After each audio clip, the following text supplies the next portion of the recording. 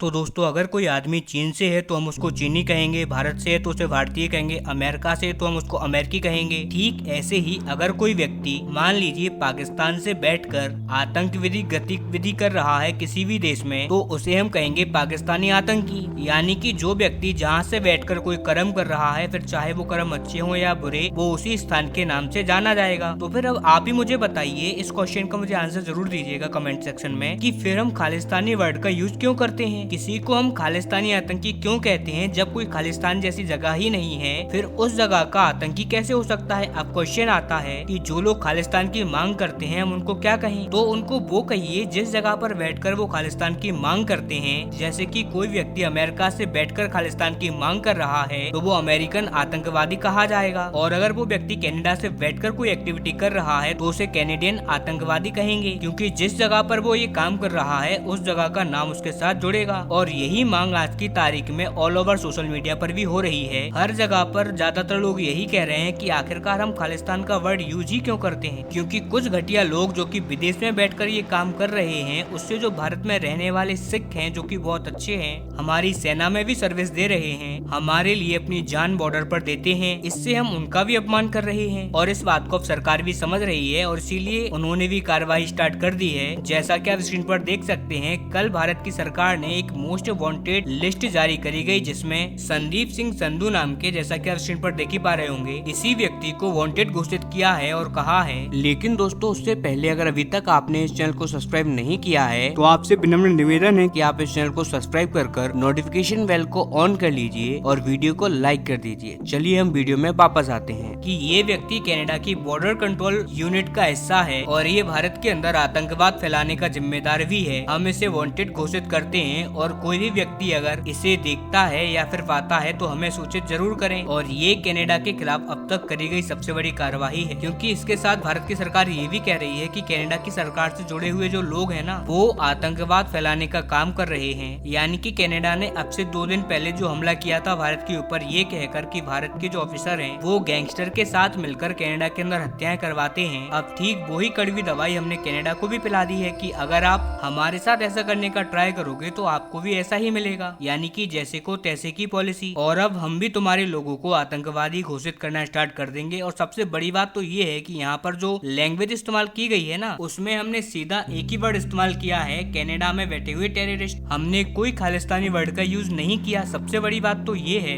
कि Justin Trudeau को जहाँ भारत ने ये 440 वोल्ट का झटका दिया, वहीं दूसरी तरफ उनकी ही देश में उनकी ही पार्टी ने उसको 880 वोल्ट का झटका दे दिया है। हालांकि जो सबसे बड़ी विपक्षी पार्टी है जिसे कंजर्वेटिव पार्टी कहा जाता है, और इसके जो नेता हैं पियर, जो कि आने वाले चुनाव में जस्टिन ट्रूडो के सामने बहुत बड़े और मेन उम्मीदवार होंगे, और उन्होंने खुद ये स्टेटमेंट जारी किया है कि भारत के खिलाफ जो भी कनाडा सरकार ने जो भी गलत इल्जाम लगा रही है उनको जरा भी सीरियस लेने की आवश्यकता नहीं है, क्योंकि ये बहुत ही चीप अटेम्प्ट है जस्टिन ट्रूडो का अपने घरेलू मुद्दों से ध्यान भटकाने का। अब वो कौन से घरेलू मुद्दे हैं, तो वो भी यहाँ पर मेंशन किया गया है कि जस्टिन ट्रूडो की जो पार्टी है जिसका नाम है लिबरल पार्टी, उसके अंदर फूट पड़ चुकी है। खुद उनकी ही पार्टी के नेता जस्टिन ट्रूडो को सत्ता से, उनकी कुर्सी से हटाना चाहते हैं, ताकि आखिरी के जो 7-8 महीने बचे हुए हैं सत्ता के, वो किसी काबिल आदमी को दिए जाएं, जिससे कि इनकी पार्टी कम से कम इतनी सीटें लेकर तो आ जाए ताकि वो मुख्य विपक्षी दल का दर्जा हासिल कर पाए। अदरवाइज आने वाले चुनाव में इनकी हार बहुत ही जबरदस्त होने वाली है और ये पूरी तरीके से वाइप आउट हो सकते हैं पूरे कनाडा से। और ये बात सिर्फ कनाडा के विपक्षी नेता की नहीं है। नहीं आप ये सोचो कि ये बात तो सिर्फ कनाडा का विपक्षी नेता कह रहा है, और विपक्ष का तो काम ही है